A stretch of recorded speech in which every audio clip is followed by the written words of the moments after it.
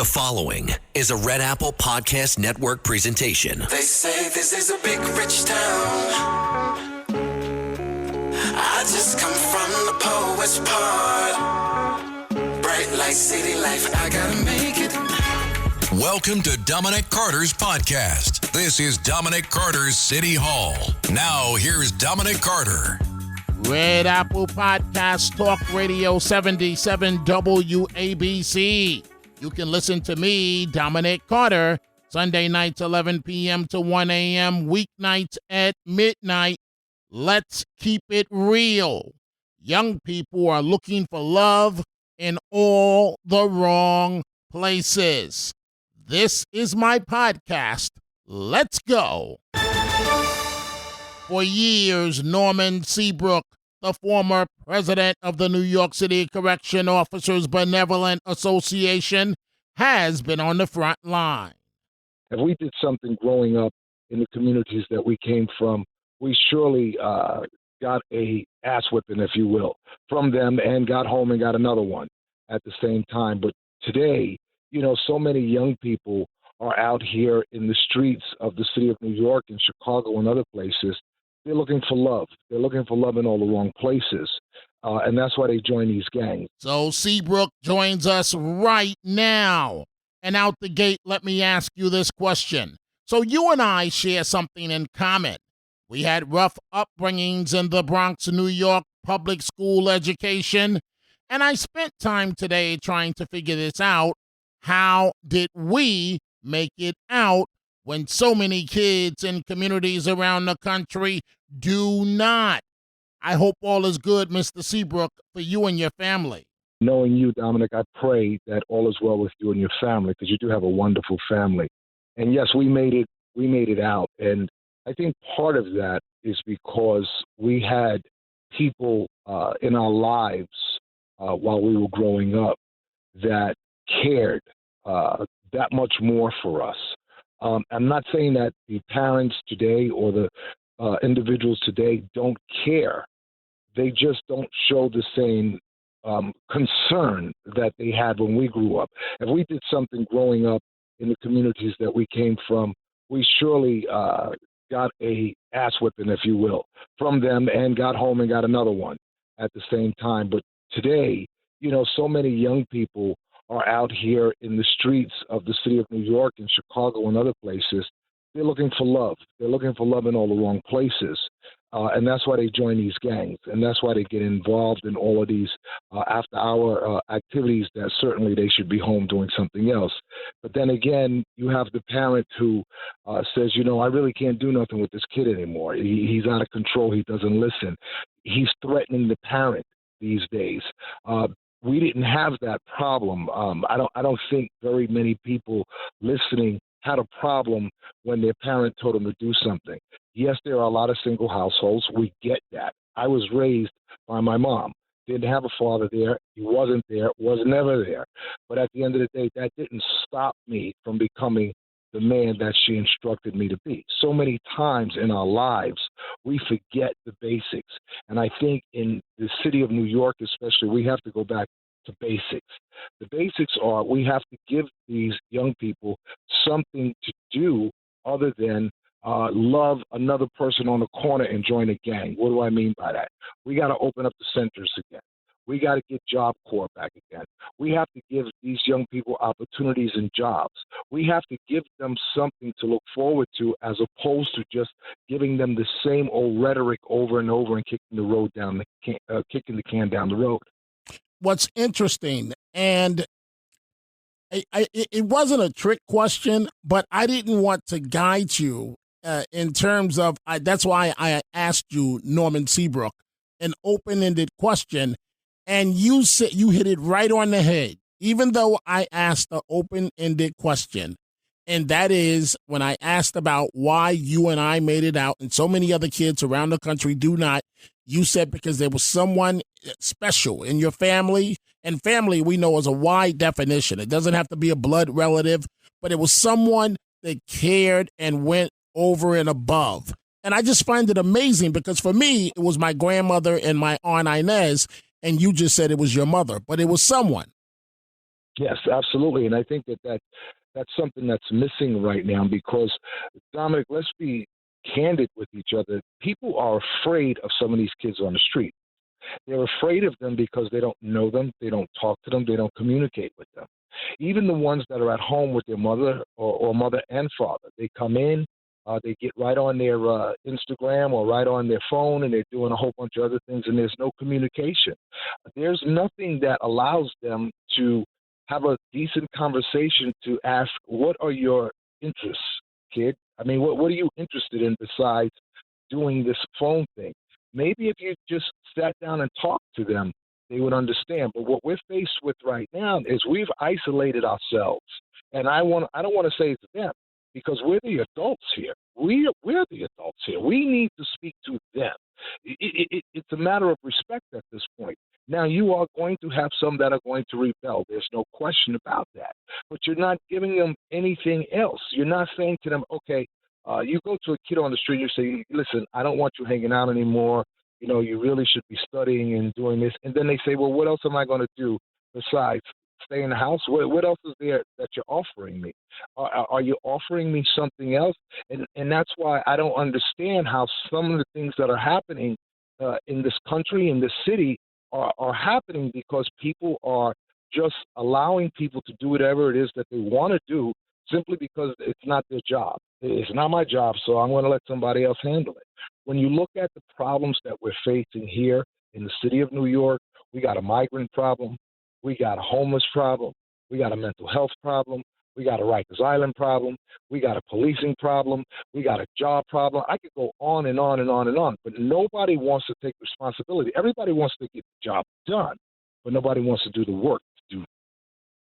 I hear you. Explain this to me because I'm a little curious as it relates to this, and I want to talk politics with you, because you were the first union leader when no one knew who Obama was. You endorsed him, but we'll get to that. And we are talking with Norman Seabrook, who was the former head of the New York City Correction Officers Benevolent Association. So you and I, Mr. Seabrook, I don't know, maybe we're a little different. Maybe we're a little off. I don't know. Each of us will walk into the hardest communities without batting an eye. And I wonder about that sometimes. Why is that? You know, it's not that we don't bat an eye. It's that it's almost like an animal that senses fear in a weaker animal. They will attack. When you show fear, you receive that. You know, when you show confidence in yourself, you receive that. So that's why we are, and others are able to do that because, you know, these same jungle grounds that you're walking, I walked a long time ago. You know, and it's nothing different on the sidewalk that wasn't there 50 years ago. You know, when you look at it and change the way you look at things you look at will begin to change. I'm not threatened by the young people. I embrace it, as a matter of fact. When I left church this afternoon, I was driving by a school in the Bronx, and I made a U-turn, and then I made another U-turn. And then I went back to the school because there was about, I want to say 9 or 10 young black brothers standing outside in the parking lot with their jackets on and a basketball in their hand. And I pulled up into the parking lot and I asked the coach, Coach Pete is his name, from the Bronx. I said, Coach, I didn't even know he was a coach at the time. I said, what are you guys doing? He says, well, we're getting ready to go play a basketball game and, you know, et cetera, et cetera. But here's what struck me, and this is where I'm getting to. There were a couple of guys that were eating breakfast. They had you could see they had a little sandwich from the corner deli, whatever it was. Dominic, I felt compelled to reach into my pocket and give the coach a few dollars. And I said, whoever didn't have nothing to eat, give them something to eat. Because people did that for me, Dominic. I don't have money, you understand? But I have compassion, you know? I see something in these people, in these young brothers and sisters out here. But you just have to take time to communicate with them. We're not doing that. We're quick to point the finger. We're quick to say, oh, well, we got to do this, we got to do that. No, it's not. What are you going to do? Are you getting involved in this? Are you pulling down the shade or are you pulling up the shade? Are you trying to help a young person? Are you giving them a job? Are you offering them a job? Are you trying to mentor them or are you trying to shoot them down? What are you trying to do here? Are you going to the parents and saying to them, do you need help? Does your child need mental health help? Do we need to start putting money into the programs in mental health from K through 12? We need to start putting money into these centers that give these young people an opportunity to go someplace besides worrying about getting shot on the corner somewhere or stabbed like this 18-year-old that was just stabbed last evening here in New York City. We have to do something, because if we don't do something, then we're part of the problem. And we are chatting with Norman Seabrook, a man that has been on the front line and remains on the front line. He's the former head of the New York City Correction Officers Benevolent Association. I want to ask you questions, and I do this, Mr. Seabrook, from time to time, and it leaves me depressed. A simple Google search, no matter what city or state you're listening to us from right now, but a simple Google search, and you put in youth crime, and you'll get a million headlines, and I mean within the last day to 24 hours. So I want to give you a couple of headlines. I'm going to give you one, and I want you to respond, and this is one of the headlines here, and it happens to be in Syracuse, New York. People are listening to us right now from around the country, but this one is in Syracuse, New York. And the headline says a 15-year-old teenage boy, 15 years old, is dead after being shot in Syracuse Tuesday night. It's the latest tragedy in an ongoing saga of youth violence and crime in the city of Syracuse. Now, Syracuse is known as an upstate city in New York and for their sports programs at Syracuse University. How does this happen, Mr. Seabrook? Well, I think, in my opinion, not knowing all the facts in this, I think there's a couple of variables that go in my head that automatically comes to my head. People would automatically say, well, where was the parent? Well, the parent could have been working for all you know, for all I know. You understand? Maybe the parent can't control the kid anymore. Maybe the parent is afraid of the child. But now let's go to the child. Let's say the child was out 2 o'clock in the afternoon and this happened by a freak accident. I don't know. But we are fixated on the headline, but we don't know the whole story about it. It's like looking at me. You know, people on the phone probably say, well, who is Norman Seabrook? Norman Seabrook did 22 months in federal prison for something that I still maintain my innocence of. But you see, that doesn't stop me from being who I am. I'm not going to hide under a rock. You understand? I'm going to do what it is that the man upstairs has instructed me to do. I got to do and continue to do what I do. It's just like Khalif Browder that was locked up on Rikers Island. And he had a couple of incidents on the island. And the island, he got out of Rikers. He ended up hanging himself, killing himself, committing suicide. And that bothered me. It bothered me because there was no avenue for this young man. This young man maintained his innocence. He went over and over, I'm innocent, I'm innocent. They offered him a plea, I'm innocent, I'm innocent. At the end of the day, he's dead. He's dead because there was no outlet for him to release what was inside of him. And he went on. His mother did the best that she could. I saw the interview. You saw the interview. The world probably saw it. But at the end of the day, there has to be an avenue for these individuals that are suffering in these communities to release themselves. And it's not there, Dominic. It's just not there. But we spend hundreds of millions of dollars now we're spending on migrants coming from other countries into the United States of America. I understand other people want to come here. I understand that this is the land of opportunity. But there are people that signed up to come, and they can't even get here because all of these other people have jumped in front of them. That's unfair. I think that when we continue to spend the money that we're spending on the individuals that are here and not investing in our own that are here and have been here is a damn shame. Hi, I'm Richard Karn, and you may have seen me on TV talking about the world's #1 expandable garden hose. Well, the brand new Pocket Hose Copperhead with Pocket Pivot is here, and it's a total game changer. Old-fashioned hoses get kinks and creases at the spigot, but the Copperhead's Pocket Pivot swivels 360 degrees for full water flow and freedom to water with ease all around your home. When you're all done, this rust-proof anti-burst hose shrinks back down to pocket size for effortless handling and tidy storage. Plus, your super light and ultra-durable pocket hose Copperhead is backed with a 10-year warranty. What could be better than that? I'll tell you what, an exciting radio-exclusive offer just for you. For a limited time, you can get a free pocket pivot and their 10-pattern sprayer with the purchase of any size Copperhead hose. Just text WATER to 64,000. That's WATER to 64,000 for your 2 free gifts with purchase. WATER to 64,000. By texting 64,000, you agree to receive recurring automated marketing messages from Pocket Hose. Message and data rates may apply. No purchase required. Terms apply. Available at pockethose.com/terms. Ready to make a real impact every day? Join the Active Day Home Care team and help clients maintain their independence in the comfort of their own homes. Make a difference in someone's life as you provide essential daily assistance and protect their health and happiness. Earn up to $20 an hour and enjoy additional perks like optional daily pay, 401k, paid time off, ongoing educational training, and more. Join a team that values care, compassion, and your professional growth. Visit ActiveDay.com to apply. So, Mr. Seabrook, everyone says they predicted that Trump would win and so on. But when Obama first started out, I mean, when he was nowhere on the national radar, you endorsed him. And I believe it was his first union endorsement. So you've got a stellar record at picking winners. How do you see this presidential race? Well, and let me say that I also was the only union leader to pick Mike Bloomberg. That's correct. That's correct. Of the city That's of correct. New York.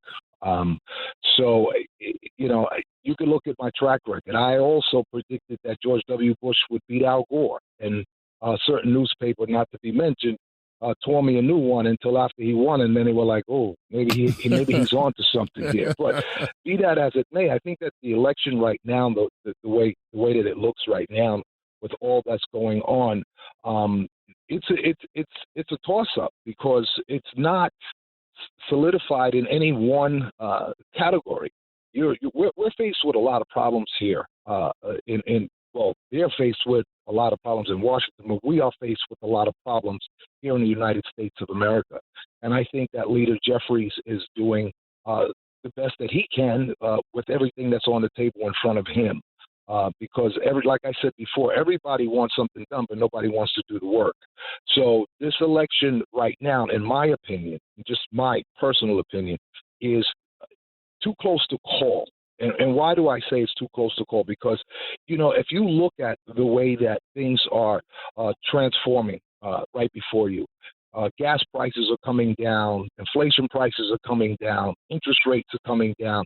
That gives the common person like myself and yourself the opportunity to see a possible light at the end of the tunnel.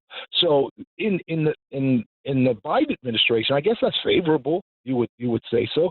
But then on the other side, you've got individuals that will probably say that's only because the election is coming and that's why these things are happening.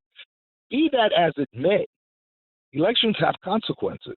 But what's best for you and your family and your pocketbook is what people have to vote on. You just can't vote on emotions, because emotions is just that. It's an emotion. It's going to pass. It's not real. It's just something that comes upon you for that moment, and then you're off to something else. Right now, people have to be really, really concentrating on what's best, not only for them and their families, but what's best for their community, what's best for the borough, what's best for the city, what's best for the state, and on and on and on.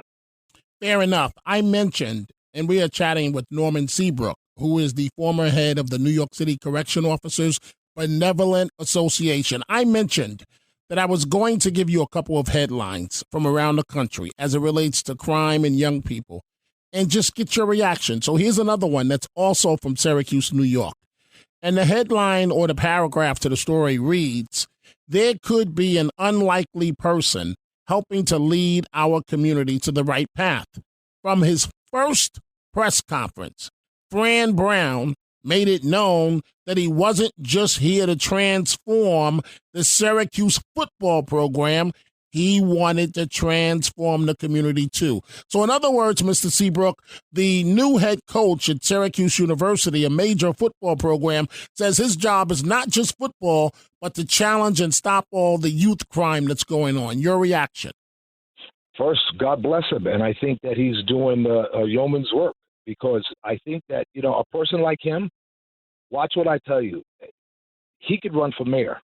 He could run for mayor and he could win because he has the ability and the compassion to understand the challenges that these young people face on a daily basis. And he sees it firsthand. He's obviously talking to the players. He's obviously talking to the kids to be able to say, I got to do something here.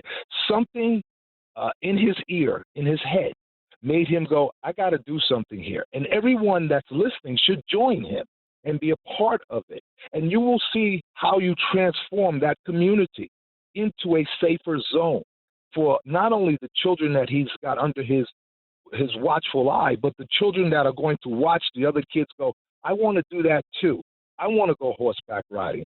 I want to go canoeing. I want to go up in the mountains, into the woods. I want to come out of the community that I'm in and see something different. I want to see and explore. You have children in the city of New York, and that's probably never been out of the city of New York, probably never been out of their borough for that matter, because they're isolated. It's a jungle sometimes, and they're just locked down.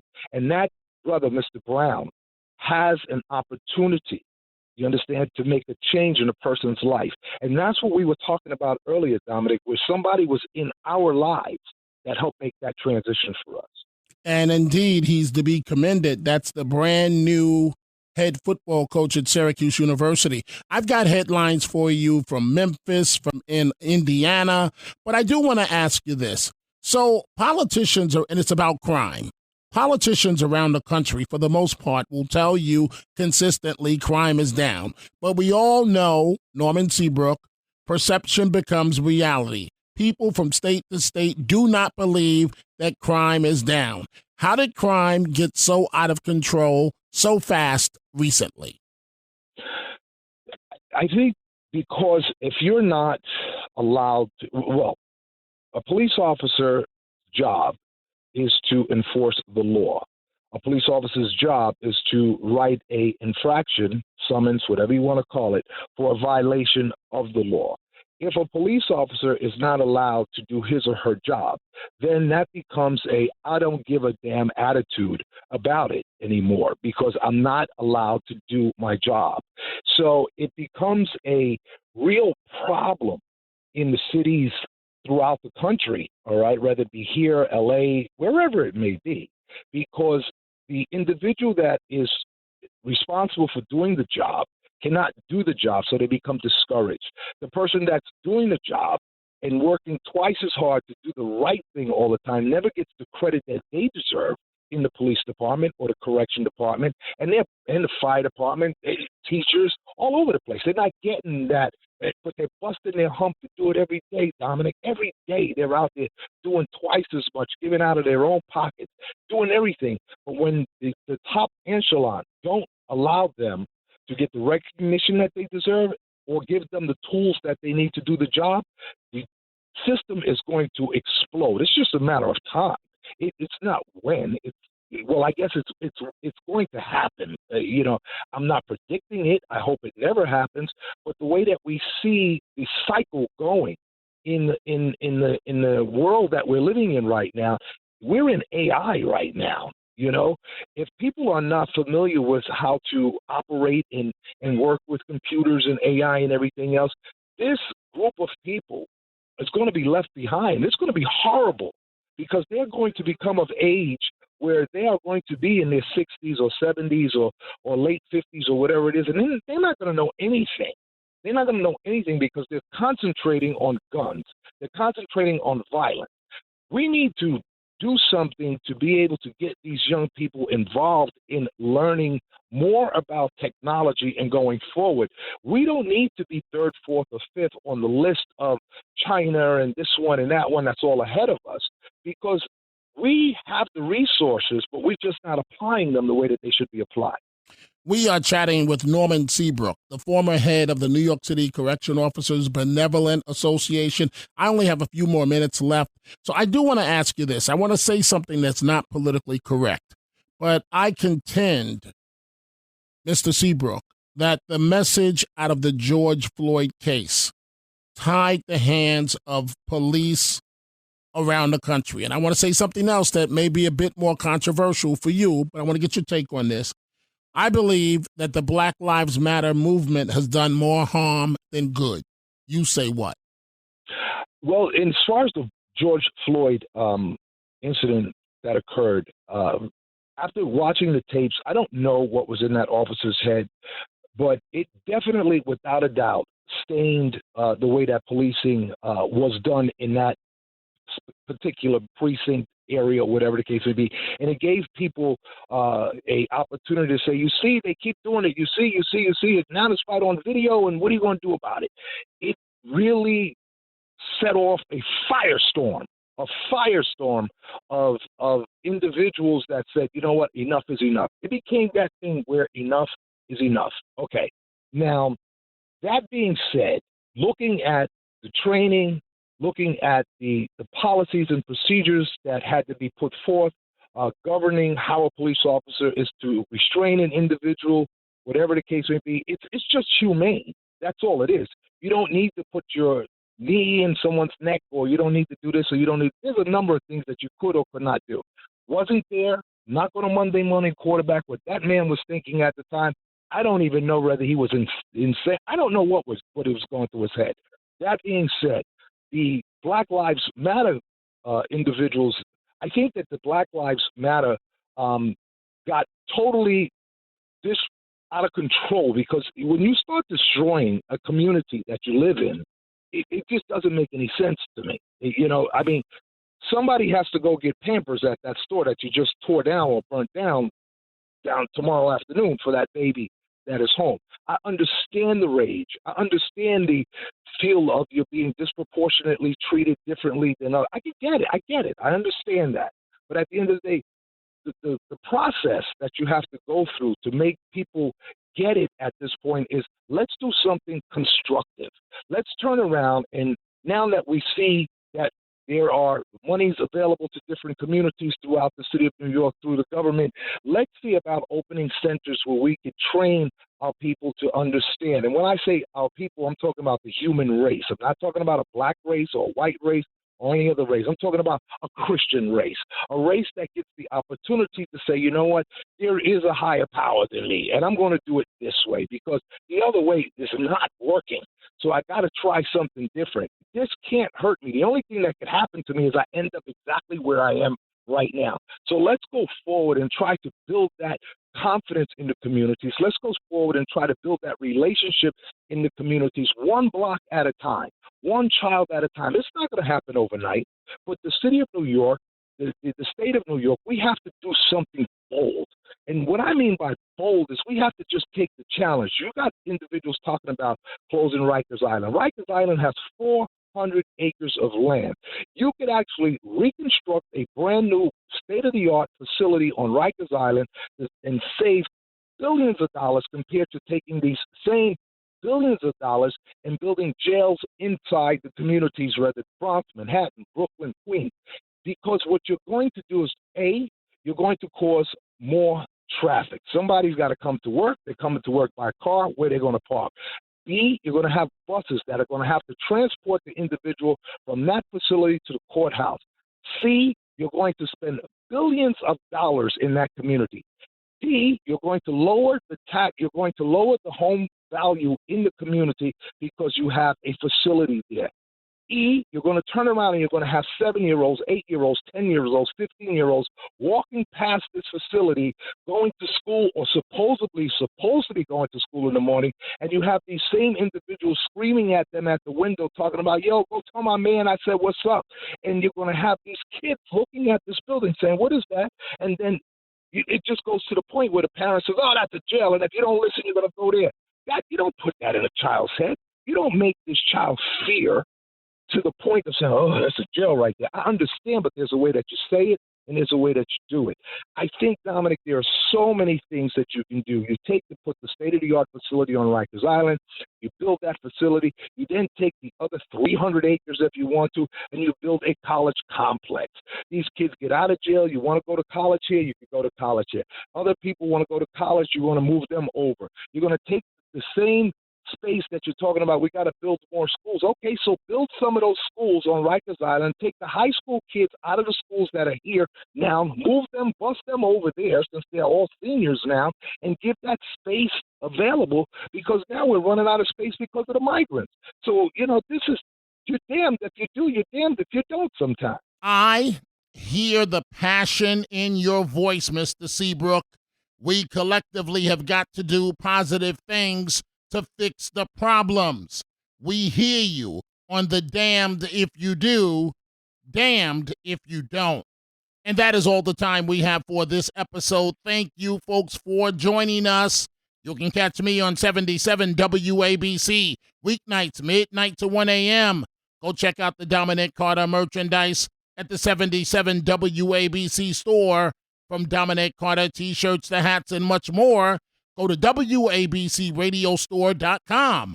Also follow me on YouTube, where you will see videos from me about this podcast and the radio show, youtube.com/Dominic Carter. We will see you the next time. Dominic Carter, Red Apple Podcast, Talk Radio 77, WABC. Dominic Carter Socials on Twitter at Dominic TV and Facebook and Instagram, Dominic Carter TV. Email at dominic.carter@wabcradio.com. Until the next episode, be well. And as Dominic always says, stay positive. The glass is always half full, never half empty. Dominic Carter City Hall.